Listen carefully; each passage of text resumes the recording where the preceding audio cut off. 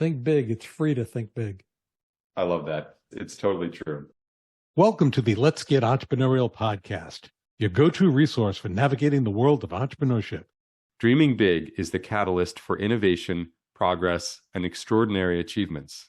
It's the spark that ignites passion, fuels ambition, and propels us beyond our comfort zones. Let your imagination soar, and remember, the biggest dreams often lead to the most remarkable realities. The Let's Get Entrepreneurial podcast is your ultimate launchpad for igniting ideas and skyrocketing your entrepreneurial dreams.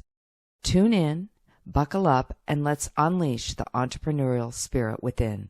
Your two hosts will be Professor Gary Palin and serial entrepreneur Ryan Budden. Hello, Professor Palin. How are you today? Doing very well. How are you doing today? I couldn't be doing better. Thanks for asking.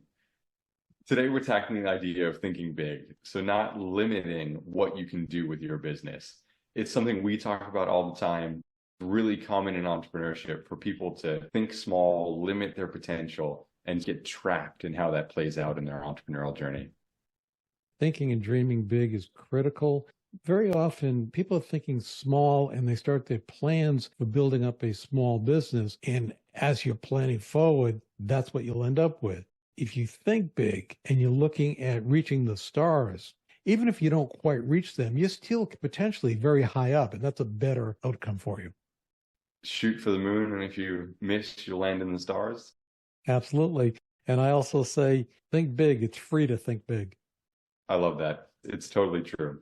It doesn't cost you anything, and it's not going to hurt you in any way. But if you think small, you're just going to be small, and you can still achieve success in that. What we're focused on in this podcast, and I think most of our listeners, is how you really get to the next level and continue to level up and change your life and the state of your business in doing that. Let's talk about some strategies. Let's make this tangible for our listeners. Do you have your go-to way that you ensure you're thinking big about every opportunity? It involves the power of vision. You want to be bold and expansive in your vision. It's like having a North Star guide your journey. When I start with a venture, I'll have a brain twitch for an idea. It might be through an observation, through a pain point. Then with my vision, I immediately automatically shift it to what can be the scalable component and the growth that provides clarity and purpose. Also, if you have a think big vision, it's a magnet to attract talent and resources. It fuels your resilience and persistence, and it will stimulate innovation and creativity. So my first go-to is my vision. Something I focus on here is continuing to refine that vision, not letting it go stale. Once a month, setting an hour of the day, all I'm doing is hyper-focused on that vision. Is it still relevant? Is it big enough? Am I still aiming towards it? And what daily activities am I doing to make sure we're striving towards that? The times that I've driven ventures and I've achieved the vision and I've hit the top of the mountain, if you will, I'll celebrate the success and I'll be happy, but it's almost like a letdown. It's like, okay, what's next? And I'll try to reevaluate my vision to build something, either something different or to take that structure and go to the next plateau. Celebrating successes, I think, is one thing that I've taken from you, actually. Making sure that those small wins throughout the journey are celebrated and using that as a platform to get to the next one and the next one and the next one. One of the go-tos to build this is overcoming doubts and fears, because that's so common that people have doubts and fears associated with this. And there are strategies to overcome those self-limiting beliefs.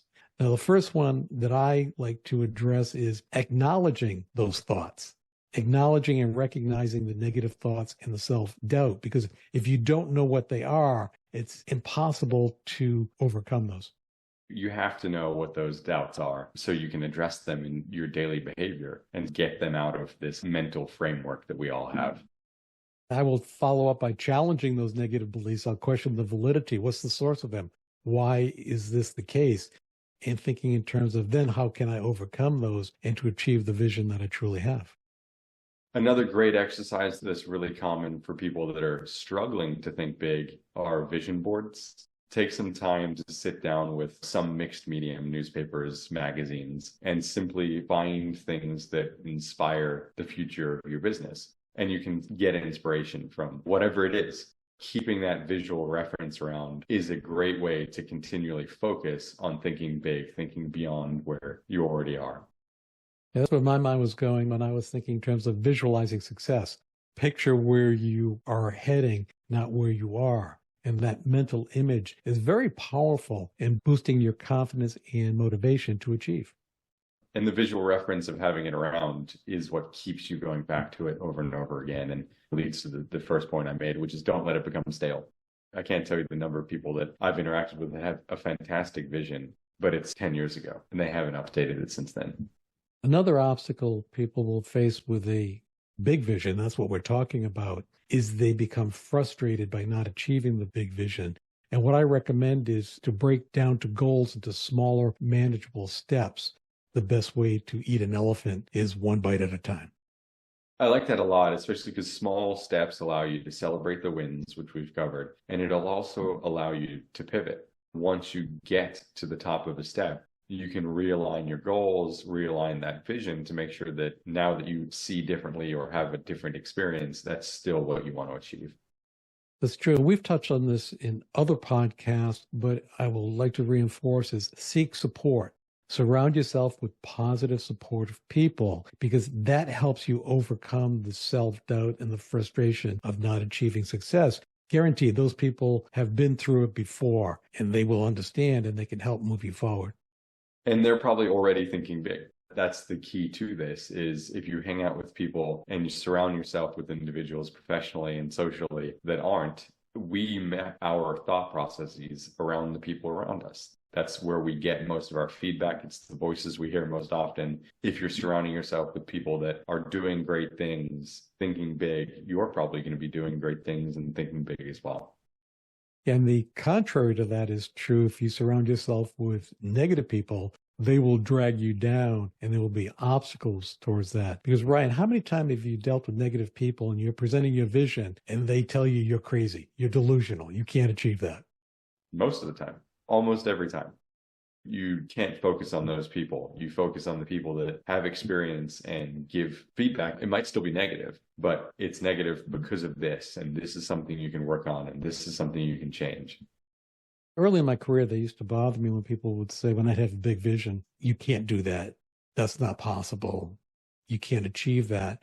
It used to irritate me, but then it struck me what they were actually saying was they couldn't do it. They couldn't achieve it. And now I feel badly for them that they think so little of themselves as I move forward towards hitting these big visions. Yeah, feeling sorry for them, not angry for them.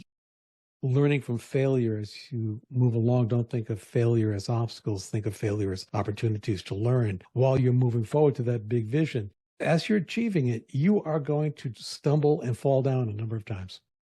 There is no doubt about that. I still find myself stumbling, tripping over things that maybe I should have seen, maybe that were different this time. And it's about getting up and continuing to do it. And the vision helps you do that often because you can see where it's going and focus on this outcome that's desired. And don't be afraid to take bold steps. Rather than avoiding risk altogether, identify the potential pitfalls and weigh the risk versus the potential rewards, but think bold, move forward with bold. And you can make daring decisions associated with that. Very often, when you're looking in the rearview mirror, you will see those daring decisions will be marked by pivotal moments that shape the future and seize new markets, new technologies, adoptions along those lines. And with that bold thinking, we've already talked about surrounding yourself with people, but oftentimes I find that those bold visions aid in that process. So if you're focused on the vision, you're going to get people that come in to support that vision and push it even farther. While we were planning to do this, I was trying to think of examples of entrepreneurs who dream big. And I went back quite a bit in history, and I came across two names that just struck at me. One was Henry Ford. Henry Ford, the founder of Ford Motor Companies. Thinking big, he revolutionized the automobile industry. Another one that many people might not even know who he is, it goes back probably along a little bit after Henry Ford, was Howard Hughes. He always thought big.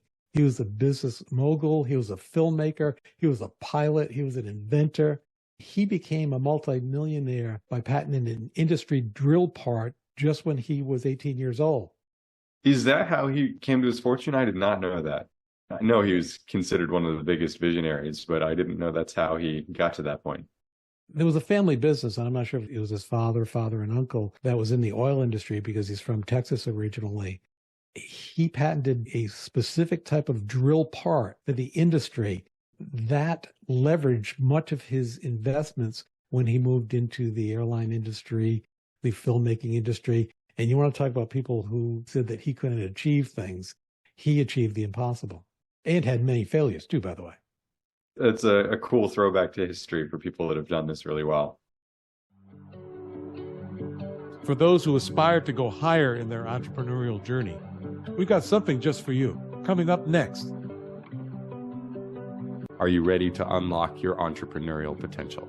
Introducing the Janus Entrepreneurial Report, your personalized roadmap to success. In just minutes, discover your unique strengths and areas for growth. Whether you're a seasoned business pro or just starting out, the Janus Entrepreneurial Report will help you identify and leverage your entrepreneurial tendencies. Don't wait, visit Prospirit.com and start your journey to success today. Now, let's dive back into our journey of entrepreneurial insights. Don't be afraid to take bold steps, make daring decisions to achieve these big visions.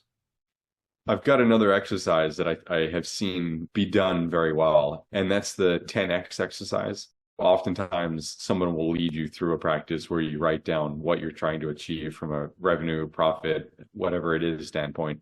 All you do is times it by 10, and that's the goal. Because oftentimes you find when people are documenting this, they're setting goals, they really should be looking at 10 times that goal. That's interesting. So a 10X formula. Very, very simple. And obviously you don't tell the person that you're going to do that, or else that would ruin the exercise. But you go through an exercise of planning, goal setting, and you just multiply it by 10. And I've seen it be really effective, and it does change the conversation. Oh, if we're going to do that, then we need to be doing these things. And those things that you mentioned are really what you should be doing, even if you're trying to reach your first stated goal. I like that. That's an interesting technique. Well, do you have anything else about dreaming big and being able to achieve that big dream before we let our listeners get to it? I'm just going to leave it with an expression that I've heard that I love is fortune favors the bold. I love it. It's a great way to end this discussion. Let's get entrepreneurial. Let's get entrepreneurial. As we wrap up another episode of the Let's Get Entrepreneurial podcast, we extend our gratitude for your presence and attention. Your dedication to the entrepreneurial spirit fuels our passion for creating this podcast. Check out profspirit.com to discover resources and courses designed specifically for innovators like you. Stay on the cutting edge by following us on Spotify, Apple Podcast, YouTube, and other platforms as it is released. Until then, keep the entrepreneurial flame burning.